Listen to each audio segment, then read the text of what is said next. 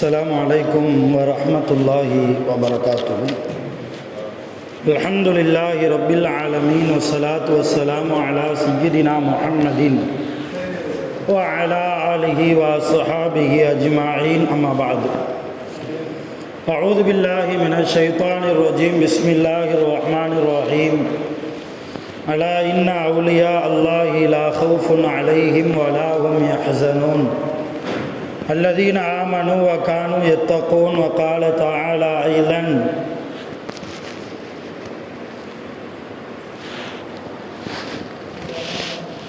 إن الذين قالوا ربنا الله ثم استقاموا تتنزل عليهم الملائكة ألا تخافوا ولا تحزنوا وأبشروا بالجنة التي كنتم توعدون. وقال نبينا محمد رسول الله صلى الله عليه وسلم: يذكر الله برؤيتهم. وقال أيضا: إن أولياء الله المصلون.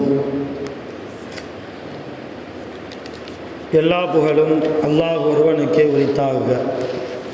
அல்லாஹ்வின் சாந்தியும் சமாதானமும் அருள் நபிகள் நாயகம் ஸல்லல்லாஹு அலைஹி வஸல்லம் அவர்கள் மீதும், நற்பாக்கியங்கள் நிறைந்த ரசூலுல்லாஹ்வின் குடும்பத்தார்கள், சத்திய சஹாபா பெருமக்கள், தாபிஈன்கள், தபஅ தாபிஈன்கள், நாதாக்கள், சுஹதாக்கள், சாலிஹீன்கள் நம் அனைவர்கள் மீதும் என்றென்றும் நின்று நிலவட்டுமாக. ஆமீன். எல்லாம் வல்ல அல்லாஹ்வின் ரஹ்மத்தும் மேலான மக்ஃபிரத்தும் நம் அனைவர்கள் மீதும் முழுமையாக வந்து சேரட்டுமாக. ஆமீன். ரப்புல் ஆலமீன் அல்லாஹ் ஜல்ல ஷானஹு வ தஆலா நம்முடைய பாவங்களை எல்லாம் முழுமையாக மன்னித்து உயர்ந்த சுவனமான ஜன்னத்துல் ஃபிர்தௌஸிலே நாம் அனைவர்களும் ஒன்று கூடி இருப்பதற்கு அல்லாஹ் நம் அனைவர்களுக்கும் அருள் புரிவானாக. ஆமீன். சங்கையான ஜமாத்தார்களே, பெரியோர்களே, அல்லாஹு தஆலா அவனுடைய தீனுல் இஸ்லாம் என்கிற மார்க்கத்தை பாதுகாப்பதற்காக, பரப்புவதற்காக சில நல்ல அடியார்களை தேர்ந்தெடுத்தார். அதில் மிக முக்கியமானவர்கள் நபிமார்கள். அல்லாஹ்வுடைய இந்த தீனை, மார்க்கத்தை மக்களுக்கு எடுத்து சொல்வதற்காக, உலகம் முழுக்க பரப்புவதற்காக அல்லாஹ்வால் தேர்ந்தெடுக்கப்பட்ட முதலாவது கூட்டம் நபிமார்களுடைய கூட்டம். ரெண்டாவது, அல்லாஹ் தஆலா அந்த நபிமார்களுடைய தோழர்களை அல்லாஹ் தேர்ந்தெடுத்தார். குறிப்பாக நாம் விளங்குவதற்காக சொல்வதாக இருந்தால் சஹாபாக்கள், இவர்கள் இரண்டாவது கூட்டம். மூன்றாவது, இமாம்களை ஷரியத்திற்காக, மார்க்கத்திற்காக பாடுபட்டு தன் சுகங்களை எல்லாம் இழந்து அல்லாஹ்வுடைய தக்வா உணர்வு கொண்ட பெருமக்களை அல்லாஹ் மூன்றாவது கூட்டமாக இஸ்லாத்தை பாதுகாப்பதற்காக, பரப்புவதற்காக அல்லாஹ் தேர்ந்தெடுத்தார். அந்த வரிசையில் நாலாவதாக இறைநேசர்கள், அல்லாஹ்வுடைய அவுலியாக்கள் என்று சொல்லப்படுகிற இறைநேச செல்வர்களை அல்லாஹ் இந்த மார்க்கத்தை பரப்புவதற்காக, இந்த மார்க்கத்தை பாதுகாப்பதற்காக தேர்ந்தெடுத்திருக்கிறார்.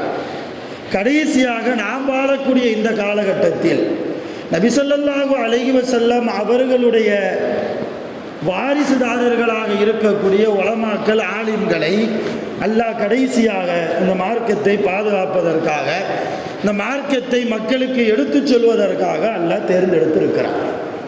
அருமையான பெருமக்களை, இப்படி அல்லாஹ்வால் தேர்ந்தெடுக்கப்பட்ட இந்த கூட்டத்தார்களில் இன்றைக்கு நாம் சிந்திக்க இருக்கக்கூடிய கூட்டம் இறைநேசர்கள். இன்றைக்கு இறைநேசர்கள் எல்லாம் இல்லை. இறைநேசர்களுக்கு எந்த ஒரு ஆற்றலும் இல்லை. இறைநேசர்கள் என்பவர்கள் நம்மை போன்ற சாதாரண மனிதர்கள் தான்.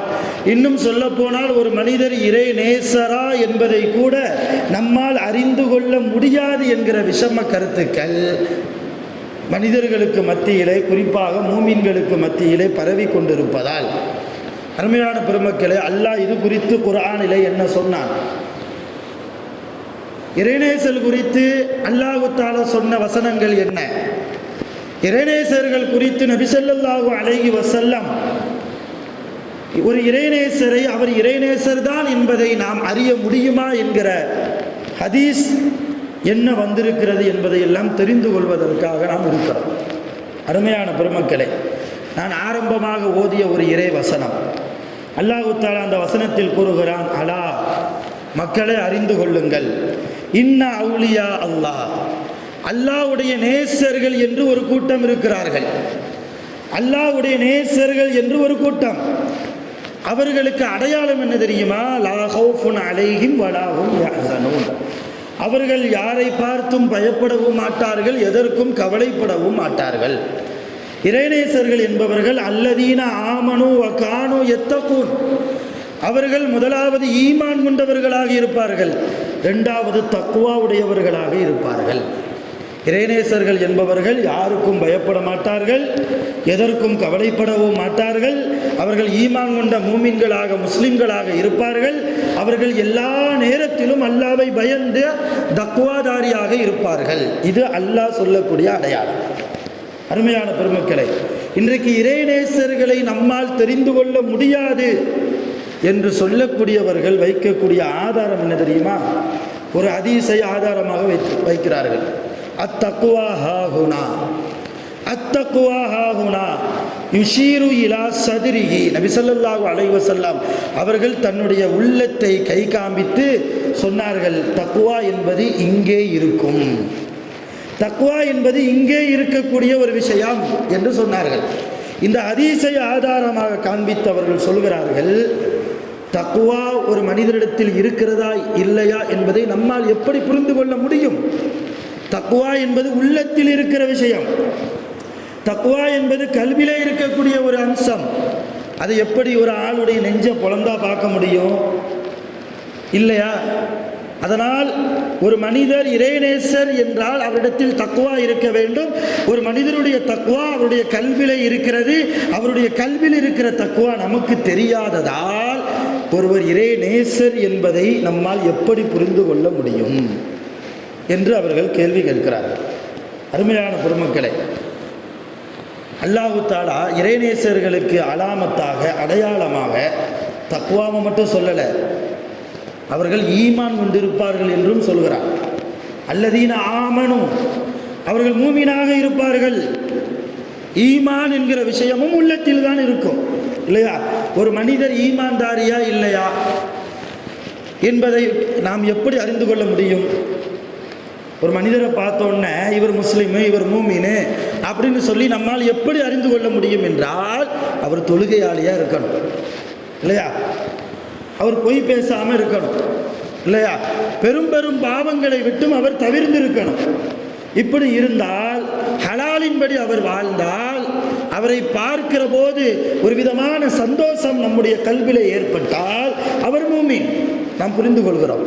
இதே போன்றுதான் தக்வாவை அல்லாஹ் உள்ளத்தில் வைத்திருந்தாலும் கூட ஒரு மனிதர் தக்வாதாரியா இல்லையா என்பதை அவருடைய வெளிரங்க தோற்றத்தை வைத்து, அவருடைய செயல்பாடுகளை வைத்து, அவர் பேசக்கூடிய பேச்சுக்களை வைத்து, அவர் நடக்கக்கூடிய நடைமுறையை கவனித்து நம்மால் அவர் தக்வாதாரியா இல்லையா என்பதை அறிந்து கொள்ள முடியும்.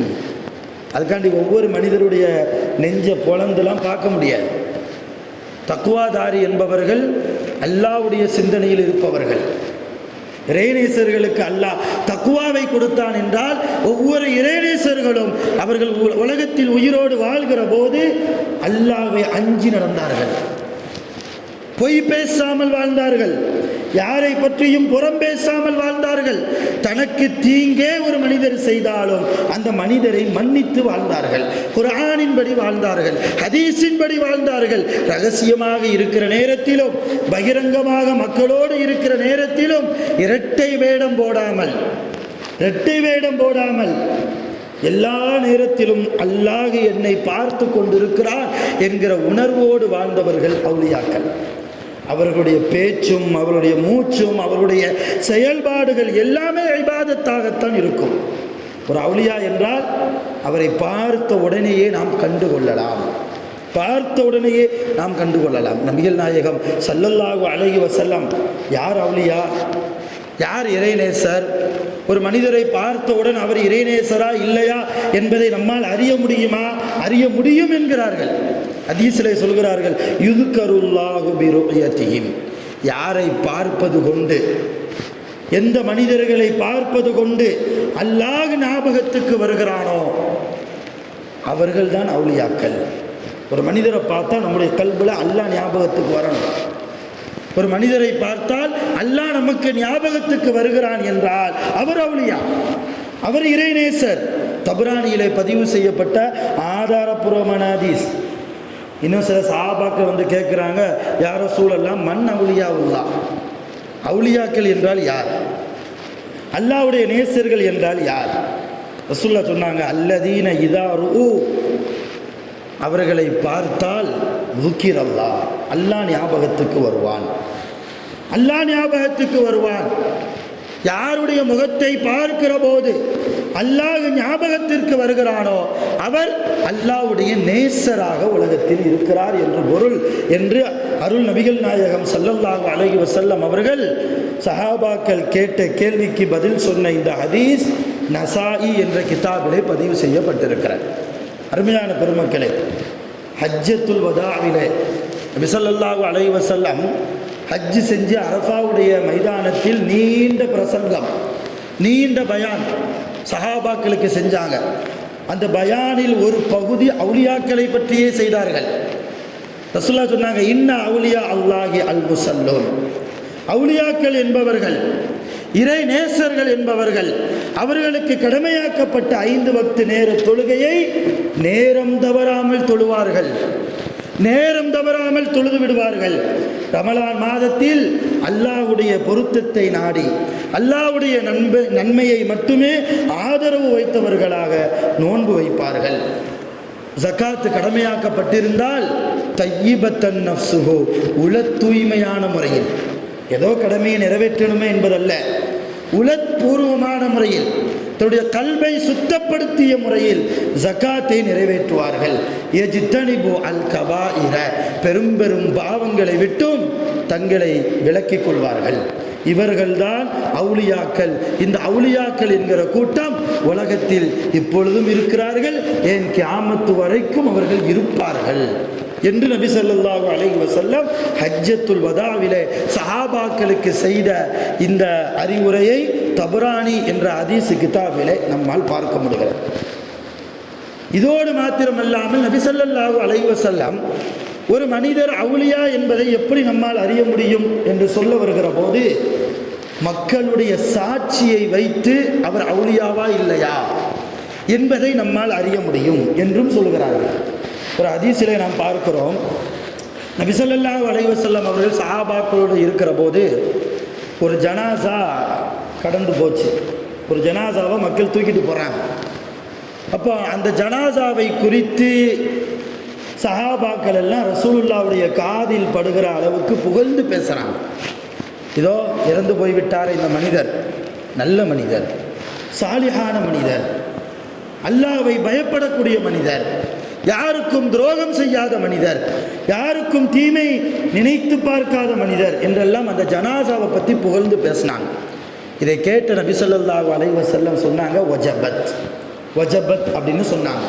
வஜபத்னா என்ன அர்த்தம்? கடமையாகிவிட்டது, உறுதியாகிவிட்டது அப்படின்னு அர்த்தம். கொஞ்ச நேரம் கழித்து இன்னொரு ஜனாசாவும் வந்துச்சு. அந்த ஜனாசாவை குறித்து சஹாபாக்கள், இவர் ரொம்ப மோசமானவர், தன் குடும்பத்தில் மோசமானவர், தன் சமூகத்தில் மோசமானவர், நிறைய தீமைகளை செய்து கொண்டிருந்தார், இவர் இறந்து போய்விட்டார் என்றெல்லாம் அந்த மனிதரை பற்றி கொஞ்சம் வேறு விதமாக பேசுகிற போது அப்பவும் ரசூலுல்லாஹ் வஜபத்துன்னு சொன்னாங்க, உறுதியாகிவிட்டது, கடமையாகிவிட்டது. இதை கேட்ட சஹாபாக்கள் ரசூலுல்லாஹ்ட்ட கேட்டாங்க, யார் ரசூலல்லாஹ், குல்தலி ஹாதா வஜபத் வலிஹாதா வஜபத், மொதல் ஜனாசாவை பார்த்தும் வஜபத்துன்னு சொன்னீங்க, இந்த ஜனாசாவை பார்த்தும் வஜபத்துன்னு சொன்னீங்களே, என்ன காரணம்? என்ன வஜபத்? எது கடமையாகிவிட்டது, எது அவருக்கு உறுதியாகிவிட்டது?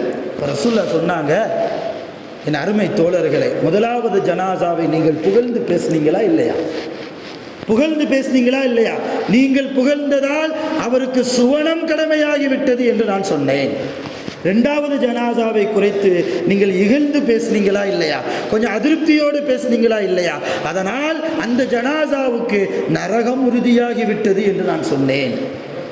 இதை எப்படி நீங்கள் சொன்னீங்கன்னு சஹாபாக்கள் கேட்டபோது ரசூலுல்லாஹ் சொன்னாங்க, இதற்கு சாட்சியாக ஷஹாதத்துல் கௌம், நீங்கள் தான் சாட்சி என்றார்கள். உங்கள் கூட்டம் தான் சாட்சி. அல் முஃமினூன ஷுஹதாவுல்லாஹி ஃபில் அர்த், பூமியிலே அல்லாஹ்வுடைய சாட்சியாளர்களாக மூமின்கள் இருக்கிறார்கள். புகாரியிலே பதிவு செய்யப்பட்ட ஹதீஸ். இன்னைக்கு எங்கெல்லாம் அவுலியாக்கள் இருக்கிறார்களோ, அடக்கம் செய்யப்பட்டிருக்கிறார்களோ, எங்கெல்லாம் இறைநேசர்களுடைய தர்காக்கள் இருக்கிறதோ, அந்த தர்காக்கள் குறித்து, அந்த இறைநேசர்களை குறித்து பெரும்பான்மையான மூமின்கள் நல்ல விதமாக சொல்கிறார்களா அல்லது தீய விதமாக சொல்கிறார்களா? இறைநேசர்களை ஏற்காதவர்கள் வேறு விதமாக பேசலாம். ஏன் நம்ம நபியை பேசலையா? அபூஜகல் பேசலையா? அபூலகபு பேசலையா? உத்பா தவறாக பேசலையா? ஷைபா தவறாக பேசலையா? உக்பத் இப்னு அபீ முஈத் என்பவன் ரசூலுல்லாஹ்வை தவறாக நினைக்கவில்லையா, பேசவில்லையா?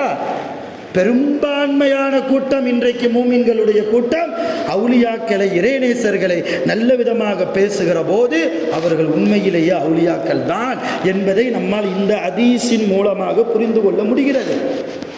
ஒரு ஆளுடைய தக்குவா, அவர் உள்ளத்தில் இருக்கிற தக்குவாவை நம்மால் உணர்ந்து கொள்ள முடியாது என்று சில பேர் பேசுகிறார்கள். உணர்ந்து கொள்ள முடியும். அவர் தக்குவாதாரியா இல்லையா என்பதை நம்மால் அவருடைய செயல்முறையை பார்த்து, அவருடைய நடைமுறையை பார்த்து நிச்சயம் நம்மால் அறிந்து கொள்ள முடியும். இதற்கு ஏராளமான ஹதீஸ்கள் ஆதாரமாக இருக்கிறது. நபி ஸல்லல்லாஹு அலைஹி வஸல்லம் இன்னொரு ஹதீஸ்ல எப்படி சொல்றாங்க, லா துசாஹிபு இல்லா மூமினா, நீங்கள் நல்ல மூமின்களோடு பழகுங்கள். வலா யாக்குலு தஆமக இல்லா தகியும், உங்கள் உணவை சாப்பிடக்கூடியவர் யார்? நீங்கள் ஒரு ஆளுக்கு உணவு கொடுக்கிறதா இருந்தால் முதலாவதாக தக்குவா உடையவர்களுக்கு கொடுங்க. இப்போ தக்குவாவை அறிந்து கொள்ள முடியாதுன்னா நம்ம யாருக்கு தான் சாப்பாடு கொடுக்கறது? இல்லையா? நம்ம யாருக்கு தான் சாப்பாடு கொடுக்க முடியும்? முதலாவதாக உங்களுடைய உணவை சாப்பிடுவதற்கு தகுதியானவர்கள் தக்குவா உடையவர்கள். இப்போ தக்குவா உள்ளத்தில் தான் இருக்கும். ஒரு மனிதனுடைய உள்ளத்தில் இருக்கக்கூடிய தக்குவாவை நம்மால் உணர்ந்து கொள்ள முடியாது, அறிய முடியாது என்றால் நம்ம சாப்பாடு யாருக்கு தான் கொடுக்கறது? இப்போ என்ன சொல்ல வர்றாங்க ரசூலுல்லாஹ்? ஒரு மனிதர் முத்தகியா, தக்குவா உடையவரா என்பதை அவருடைய நடைமுறையை பார்த்து அறிய முடியும். அப்படி யாருடைய நடைமுறையில் தக்குவாவுடைய மனிதர்களுடைய நடைமுறையாக யாருடைய நடைமுறை இருக்கிறதோ அந்த மனிதர்களுக்கு நீங்கள் உணவு கொடுங்கள். பொதுவாகவே அல்லாஹ்வும் அல்லாஹ்வுடைய ரசூலும் நம்மால் செய்ய முடியாத ஒரு காரியத்தை உத்தரவாக போடுவாங்களா? கண்டிப்பாக போட மாட்டாங்க. நம்முடைய சக்திக்கு ஏற்ப நம்மால் செய்ய முடிந்த காரியத்தை தான் அல்லாஹ் குர்ஆனிலும் உத்தரவாக போட்டு இருக்கிறான். நபி ஸல்லல்லாஹு அலைஹி வஸல்லம் தங்களுடைய ஹதீஸிலும் உத்தரவாக நமக்கு சொல்லியிருக்கிறாங்க. உதாரணமாக ஒரு ஆயத்தை சொல்கிறேனே, அல்லாஹ் சொல்கிறான், யா அய்யுஹல்லதீன ஆமனு தக்குல்லாஹ், ஈமான் கொண்ட இறை நம்பிக்கையாளர்களை நீங்கள் அல்லாஹ்வை அஞ்சிக் கொள்ளுங்கள். வகூனு மஅஸ் ஸாதிகீன், உண்மையாளர்களோடு நீங்கள் பழகுங்கள். உண்மையாளர்களோடு உங்களுடைய மஜ்லிஸை நீங்கள் அமைத்துக் கொள்ளுங்கள். உங்கள் பழக்க வழக்கங்களை ஏற்படுத்தி கொள்ளுங்கள். அல்லாஹ் சொல்றான். இங்கே தக்குவாவை தாண்டி இப்போ உண்மையாளர்களோடு பழகணும்னா யார் உண்மையாளர்னு தெரியணுமா இல்லையா? உண்மை என்கிற தன்மை கல்பு சார்ந்த விஷயம் இல்லையா? அதுவும் கல்பு சார்ந்த விஷயம்தான், உள்ளம் சார்ந்த விஷயம். அப்போ உள்ளத்தில் உள்ளதை நம்மால் அறிய முடியாது என்றால் சாதிக்கீன்களை எப்படி நம்மால் தேட முடியும்? உண்மையாளர்களை நம்மால் எப்படி தேட முடியும்? இப்போ அல்லாஹ் என்ன சொல்றான்? சாதிக்கீன்களோடு நீங்கள் இருங்கள். இப்போ நம்மால் சாதிக்கீன்களை, உண்மையாளர்களை அறிய முடியும் என்பதாலே தான் அல்லாஹ் தஆலா அப்படிப்பட்ட சாதிக்கீன்களோடு நீங்கள் பழகுங்கள். சாதிக்கீன்கள் இருப்பவர்கள் எப்படி இருப்பார்கள்? பேசினால் பொய் பேச மாட்டார்கள், அல்லாஹ்வை அஞ்சி நடப்பார்கள், ஐவேளை தொழுகைகளை பேணி தொழுவார்கள், ரகசியமாக இருக்கிற தனிமையில் இருக்கிற போதும் பகிரங்கமாக இருக்கிற போதும் அல்லாஹ்வை அஞ்சி நடப்பார்கள். இவர்கள் உண்மையாளர்கள். நம்மால் கண்டுகொள்ள முடியுமா? முடியாதா? இப்போ இப்படி சாதிக்கீன்களாக வாழ்ந்தவர்கள் அவுலியாக்கள். அல்லாஹ்வுக்கு உண்மையான அடியார்களாக வாழ்ந்தவர்கள், இறைநேச செல்வர்கள், அவர்களுடைய உண்மை தன்மையை அவர்கள் வாழ்கிற போது வாழ்ந்த மக்கள் காலம் தொட்டு காலமாக அவருடைய வரலாறை பாதுகாத்து நமக்கு கையில் கொடுத்திருக்கிறார்கள் என்றால், இதுவெல்லாம் அல்லாஹ்வுடைய நாட்டம் இல்லாமல் எப்படி நடக்க முடியும்? பொதுவாகவே அல்லாஹ் ஒரு மனிதரை புகழ நாடிவிட்டால், ஒரு மனிதனுடைய புகழை பரப்ப நாடிவிட்டால் அல்லாஹ் நாடிவிடுவான், அதற்குண்டான ஏற்பாடு செஞ்சிருவான். அதே போன்று அல்லாஹ் ஒரு மனிதனை கேவலப்படுத்த நாடிவிட்டால் அவன் என்ன தலைகீழ நின்று தண்ணி குடித்தாலும் சமூகத்தில் கண்ணியத்தோடு வாழ முடியாது, மரியாதையோடு வாழ முடியாது. இப்போ அல்லாஹ் இறைநேசர்களை பொறுத்த வரைக்கும், இறைநேசர்களை வெறுப்பவர்கள் எத்தனை பேர் இருந்தாலும் கூட அவர்களை விட ரொம்ப அதிகமான மூமின்களை இறைநேசர்கள் மீது அன்பு செலுத்தக்கூடிய கூட்டமாக அல்லாஹ் சில கூட்டத்தை ஏற்படுத்தி தான் வைத்திருக்கிறார். நபி ஸல்லல்லாஹு அலைஹி வஸல்லம் அல்லாஹ் சொன்னதாக ஒரு செய்தியை சொல்கிறாங்க. புகாரியில் பதிவு செய்யப்பட்ட ஹதீஸ். மன் ஆதாலி வலியன், யார் என்னுடைய இறைநேசர்களை பகைத்து கொள்கிறார்களோ, ஃபக்கத் ஆதன்துஹு பில் ஹர்பி, நான் அப்படி பகைத்து கொண்டவர்களோடு போர் பிரகடனம் செய்வதற்கு பகிரங்கமாக அறிவிப்பு செய்கிறேன். அல்லாஹ் சொன்னதாக அல்லாஹ்வுடைய ரசூல் சொல்கிறாங்க. அப்போ அல்லாஹ்வுடைய நேசர்களின் மீது நாம் பகைமையோடு இருக்கக்கூடாது என்பதற்காக, அவுலியாக்களின் மீது, இறைநேசர்கள் மீது நாம் அன்போடு நடக்க வேண்டும் என்பதற்காக அல்லாஹு தஆலா சொன்ன வார்த்தை என்ன? என் நேசர்களை நீங்கள் பகைத்தால் அது என்னை பகைப்பதற்கு சமம், என்னோடு போர் செய்வதற்கு சமம். இந்த அளவு அல்லாஹு தஆலா இறைநேசர்களுடைய, அவுலியாக்களுடைய தரத்தை உயர்த்தி வைத்திருக்கிற போது, இன்றைக்கு சில கூட்டத்தார்கள் அவுலியாக்கள்லாம் கிடையாது, அவருடைய கபருடைய நிலைமையே என்னன்னு நமக்கு தெரியாத போது அவுலியாக்களை நீங்கள் ஏன் ஜியாரத்து செய்ய போகிறீர்கள்? அவுலியாக்களிடத்தில் போய் ஏன் நீங்கள் அல்லாஹ்விடத்திலே துஆ செய்கிறீர்கள்? நீங்கள் இருக்கிற இடத்தில் பள்ளிவாசலில் இருந்து கொண்டே நீங்கள் துஆ செய்யலாமா இல்லையா? அவுலியாக்களுக்கு என்று எந்த விதமான மகிமையும் ஆற்றலும் கிடையாது என்ற விஷம கருத்துக்களை பதிவு செய்கிறார்கள். அருமையான பெருமக்களே, அவுலியாக்களில் முதல் பட்டியலில் இருப்பவர்கள் சஹாபாக்கள். சஹாபாக்கள் எல்லோருமே அவுலியாக்கள் தான். சஹாபாக்கள் எல்லோருமே இறைநேசர்கள். அஹ்லு சுன்னத்தி வல் ஜமாஅ, நம்முடைய சுன்னத்து வல் ஜமாஅத்துடைய அடிப்படை கொள்கை குல்லு சஹாபியுன் அவுலியா, ஒவ்வொரு சஹாபியும் அவுலியாக்கள் தான், அவுலியா தான், அல்லாஹ்வுடைய இறைநேசர் தான். ஒன்றை மட்டும் நம்முடைய மனதில் ஆழமாக பதிய வைக்கணும், நாமும் அவுலியாக்களும் ஒரே தரம் அல்ல, நாமும் இறைநேசர்களும் ஒரே தரம் அல்ல. நம்முடைய அந்தஸ்து வேறு, அவர்களுடைய தரம் வேறு, அவர்களுடைய உயர்வு வேறு. அல்லாஹ் அவர்களுக்கு கொடுத்த கண்ணியத்தை போன்று நமக்கு தரல. காரணம், நாம் பேசுகிற பேச்சில் பொய் இருக்கிறது, நம்முடைய நடைமுறையில் அல்லாஹ்வுக்கு பிடிக்காத சில காரியம் இருக்கிறது. ஊருக்கு ஒரு பேச்சு, தனிப்பட்ட வாழ்க்கையில் ஒரு பேச்சு என்று இருக்கிறது. ஆனால் அவுலியாக்கள், சஹாபாக்களுடைய நடைமுறை அப்படி அல்ல. அவர்கள் எதை சொன்னார்களோ அதன்படியே அவருடைய வாழ்க்கை இருக்கும். அதனால் அல்லாஹ் ஒவ்வொரு சஹாபியையும் அவுலியாக்களாக மாற்றியிருக்கிறார், இறைநேசராக கபூல் செய்திருக்கிறார். அதனாலேயே அவுலியாக்களுக்கு சில அற்புதங்களையும் அல்லாஹ் கொடுத்தார். அதற்கு பெயர் அரபியிலே கராமத் என்று சொல்லுவாங்க. கராமத் என்றால் சங்கை, கண்ணியம் என்று அசல் அர்த்தம். வழக்க பாஷையில் சொல்வதாக இருந்தால் அற்புதம். நபிமார்கள் செய்யக்கூடிய அற்புதத்திற்கு முஅஜிஸா என்று அரபியில் பெயர். வலிமார்கள், அல்லாஹ்வுடைய அவுலியாக்கள் செய்யக்கூடிய அற்புதத்திற்கு கராமத் என்று ஒரு பெயர். உதாரணமாக சொல்கிறதா இருந்தால், அப்துல்லா இப்னு உமர் ரலியல்லாஹு அன்ஹு ஹதீஸ். உமர் ரலியல்லாஹுடைய மகன் அப்துல்லா அவங்க ஒரு ஹதீஸை அறிவிக்கிறாங்க. உமர் ரலியல்லாஹுடைய ஆட்சி காலத்தில் மதீனாவில் இருந்து நஹாவந்து என்கிற ஒரு இடத்திற்கு முஸ்லிம்களுடைய ஒரு படையை போர் செய்வதற்காக உமர் ரலியல்லாஹு அனுப்பி வச்சாங்க. மதீனாவில் இருந்து நஹாவந்து என்கிற இடம் ரெண்டுக்கும் மத்தியில் உள்ள தொலை தூரம் எவ்வளவுன்னா 500 ஃபர்சக். அரபியில் 500 ஃபர்சக். நமக்கு ரொம்ப புரிகிற மாதிரி சொல்கிறதா இருந்தால் 2413 கிலோமீட்டர். மதீனாவிலிருந்து நகாவந்தி என்கிற இடத்திற்கு இடைப்பட்ட தொலை தூரம் 2413 கிலோமீட்டர். அந்த இடத்துல போய் போர் செய்வதற்காக உமர் ரலியல்லாஹு அன்ஹு ஒரு படையை அனுப்பி வச்சாங்க. போர் நடக்குது. என்ன கிழமையில்? வெள்ளிக்கிழமையில் போர் நடக்குது. மதீனாவில் சையதுனா உமர் இப்னு கத்தாப் ரலியல்லாஹு மிம்பர் படியில் ஏறி நின்று சஹாபாக்களுக்கு தோழர்களுக்கு பிரசங்கம் செய்கிறாங்க, பயான் செய்கிறாங்க, குத்பா செஞ்சுக்கிட்டு இருக்கிறாங்க. குத்பா செய்து கொண்டிருக்கிற போதே இடையிலேயே ஒரு வார்த்தையை சொல்கிறாங்க. உமர் ரலியல்லாஹு யா சாரியா அல் ஜபல். உமர் ரலியல்லாஹு அன்ஹு அந்த படையை அனுப்பி வச்சாங்க இல்லையா, அந்த படைக்கு தளபதியாக சாரியா என்கிற ஒரு சஹாபியை நியமித்தாங்க. அவங்க தலைமையில் தான் படை போச்சு. இப்போ இங்கே குத்பா செய்து கொண்டிருக்கிற உமர் ரலியல்லாஹு மிம்பர் படியில் நின்று கொண்டு அல்லாஹ்வையும் ரசூலையும் மார்க்கத்தையும் பற்றி பேசிக் கொண்டிருக்கிற போதே இடையிலேயே யா சாரியா அல் ஜபல், சாரியாவே மலையை பார், மலைக்கு பின்னால் கவனித்துக்கொள் என்கிற ஒரு அர்த்தத்தை பொதிந்த ஒரு வார்த்தையை பயன்படுத்துகிறாங்க. இப்போ உங்களுக்கு நான் பயான் செஞ்சுக்கிட்டு இருக்கிறேன்.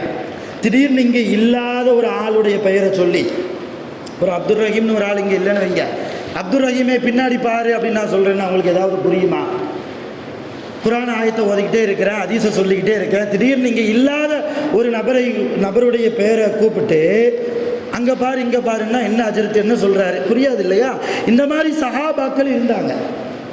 போர் செய்து முடித்துட்டு நகாவந்திலிருந்து அந்த படை திரும்பி வந்தபோது உமர் ரலியல்லாஹு சொன்னாங்க, அமீருல் மூமினின் அவர்களே, மூமின்களுக்கெல்லாம் தலைவரே, உமர் ரலியல்லாஹு அன்ஹு அவர்களே, நாங்கள் நகாவந்திலே போர் செய்தோம், இஸ்லாமிய எதிரிகளோடு போர் செய்து கொண்டிருந்தோம்.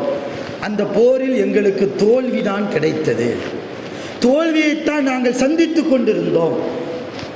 எதிரிகளுடைய படை எங்களை சூழ்ந்து எங்களுடைய உடைமைகளை பறித்து எங்களை மிக கடுமையாக தாக்கி கொண்டிருந்த போது திடீரென்று ஒரு சவுண்டு எங்களுக்கு கேட்டது, திடீரென்று ஒரு சப்தம் எங்களுக்கு கேட்டது. என்ன சப்தம்? யா சாரியா அல் ஜபல், சாரியாவே மலையை பார், மலைக்கு பின்னால் இருந்து எதிரிகள் வருகிறார்கள் என்கிற ஒரு சப்தம் எங்களுக்கு கேட்ட உடனேயே நாங்கள் அப்படியே மலை இருக்கிற அந்த திசையை நோக்கி ஓடினோம். மலைக்கு பின்னால் பார்த்தால் ஒரு எதிரி கூட்டம் எங்களை சூழ்ந்து கொள்வதற்காக, எங்கள் உயிரை கைப்பற்றுவதற்காக வாளேந்தி மிக ஆக்ரோஷமான முறையிலே எங்களை தாக்குவதற்காக வந்து கொண்டிருந்தார்கள். அந்த சவுண்டை கேட்டதும் நாங்கள் சுதாரித்து கொண்டு எதிரிகளை வீழ்த்தி கடைசியாக நாங்கள் ஜெயித்து விட்டோம், கடைசியாக நாங்கள் ஜெயித்து விட்டோம். அந்த சவுண்டு யார் கொடுத்தா என்பது எங்களுக்கு தெரியாது. சொல்றது யாரு? சாரியா என்கிற அந்த சஹாபியே சொல்றாங்க. உடனே பக்கத்தில் இருந்த அப்துல்லா இப்னு உமர் ரலியல்லாஹு சொல்றாங்க, என் அருமை தந்தையே, என் அருமை தந்தையே, நகாவந்திலே வெள்ளிக்கிழமை ஜும்மாவுடைய நாளில் அவர்கள் போர் செய்து கொண்டிருந்த போது எங்களுக்கு நீங்கள் இங்கே மதீனாவில் பிரசங்கம் குத்துபா செய்து கொண்டிருந்த போது நீங்கள் தானே ஆசாரியா அல் ஜபல் என்று சொன்னீர்கள். உங்கள் சப்தத்தை தான் இவர்கள் கேட்டிருக்கிறார்கள். நல்ல விளங்குங்க, சாதாரண மனிதராக சஹாபாக்கள் இருந்திருந்தா, அதைத்தான் சொல்ல வர்றேன். அவுலியாக்களுக்கு அல்லாஹ் கொடுத்த அற்புதம், அவுலியாக்களுக்கு அல்லாஹ் கொடுத்த அற்புதம். எவ்வளவு கிலோமீட்டர் தூரத்தில் இருந்தாலும், அப்போ செல்போன் வசதி இல்லை, வாட்ஸ்அப் வசதி இல்லை, எந்த மெசேஜையும் நம்மளால் கன்வே பண்ண முடியாது, எந்த ஃபார்வேர்டு மெசேஜையும் அங்கே அனுப்ப முடியாது.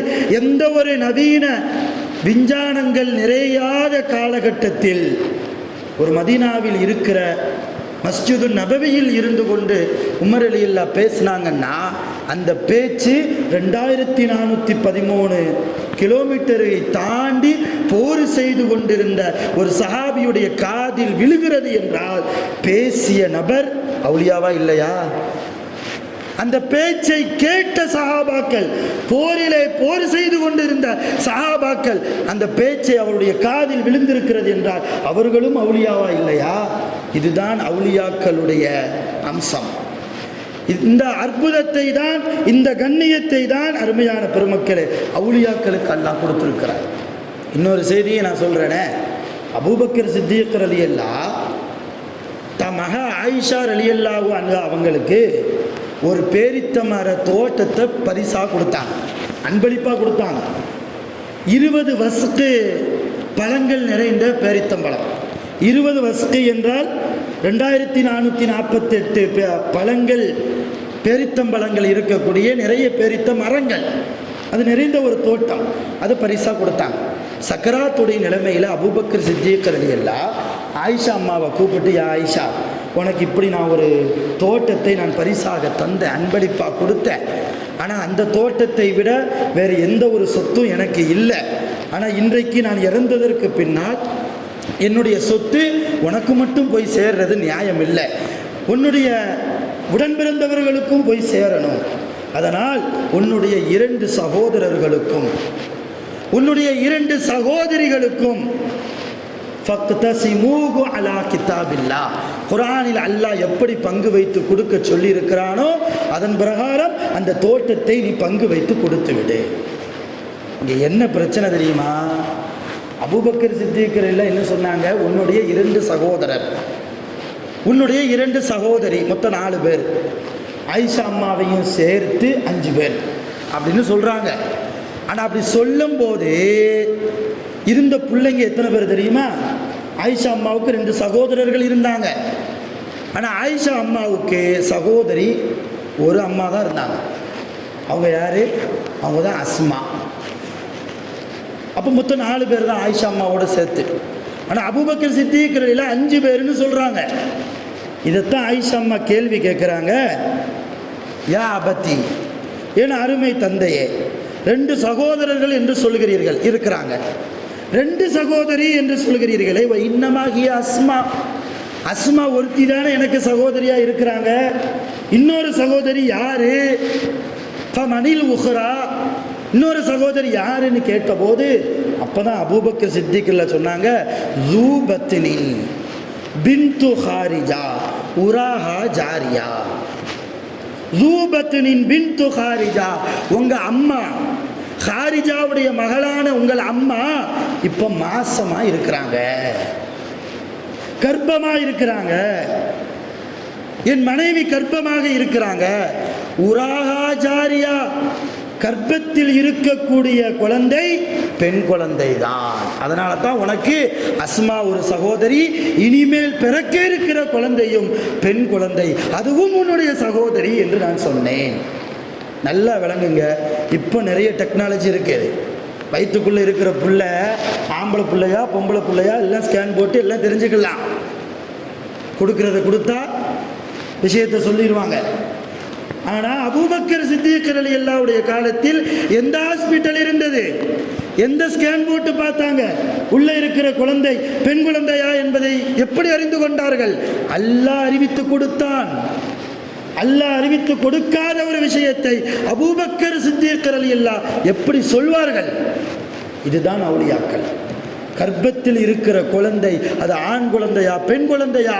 இன்றைக்கு நிறைய அந்த கர்ப்பிணியினுடைய வைத்த அம்சத்தை வச்சு நம்ம ஒரு கணிப்பு கணிக்கிறோம். உனக்கு ஆம்பளை பிள்ளை தான் பிறக்கும் சொல்லுவோம், ஆனால் பொம்பளை பிள்ளை பிறந்துடும். உனக்கு பொம்பளை பிள்ளை தான் பிறக்கும், இந்தந்த அடையாளம்லாம் உனக்கு இருக்குது, நெஞ்சு கரிக்குதா, அப்படி இருக்குதா, இப்படி இருக்குதா, கால் வலிக்குதா, நிறைய கேட்போம். ஆனால் பிறக்கிறது ஆம்பளை பிள்ளையாக பிறந்துடும். நம்ம கணிப்பு தோற்று போய் இருக்கிறது. ஆனால் அபூபக்கர் சித்திக் ரலியல்லாஹு மிக துல்லியமாக சொன்னார்கள். ஆயிஷா அம்மா சொன்னாங்க, எங்கள் அம்மா பெற்றெடுத்த குழந்தை என் தந்தை சொன்னது போல பெண் குழந்தையாகவே பெற்றெடுத்தது, பெண் குழந்தையாகவே இருந்தது. அந்த தோட்டத்தை நாங்கள் 5 பேரும் பங்கு போட்டு எடுத்துக்கொண்டோம். அருமையான பெருமக்களே, இறை நேசர்கள் என்பவர்கள் அல்லாஹ்வினுடைய உதவியை கொண்டு அற்புதங்களை நிகழ்த்தக்கூடிய பெருமக்கள். அந்த இறை நேசர்களை நாம் முஹப்பத்து வைத்தால், நாம் அவர்களை நேசம் கொண்டால் அல்லாஹ்வுடைய நேசம் நமக்கு கிடைக்கும். இறை நேசர்கள் என்பவர்கள் கிடையாது என்றெல்லாம் அவர்கள் மீது அவதூறு சொன்னால், இறை நேசர்களை மறுத்தால் அல்லாஹ்வுடைய கோபம் நம் மீது நசீபாகிவிடும். ஆக இறைநேசர்கள் குறித்து நம்முடைய செயல்பாடுகளை நாம் மாற்றிக்கொள்ள வேண்டும். நல்ல எண்ணங்களை நாம் நமக்குள்ளே உருவாக்கி கொள்ள வேண்டும். நாளைய தலைமுறையாக இருக்கக்கூடிய நம்முடைய பிள்ளைகளுக்கு இறைநேசர்கள் குறித்து உண்டான நல்ல எண்ணங்களை நாம் விதைக்க வேண்டும். வல்ல ரஹ்மான் அப்படிப்பட்ட நல்ல தௌஃபீக்கை நம் அனைவர்களுக்கும் நிரப்பமாக தந்து அருள் புரிவானாக. ஆகிரு தஅவானா அனில் அல்ஹம்துலில்லாஹி ரப்பில் ஆலமீன். அஸ்ஸலாமு அலைக்கும் வரஹ்மத்துல்லாஹி வபரகாத்துஹு.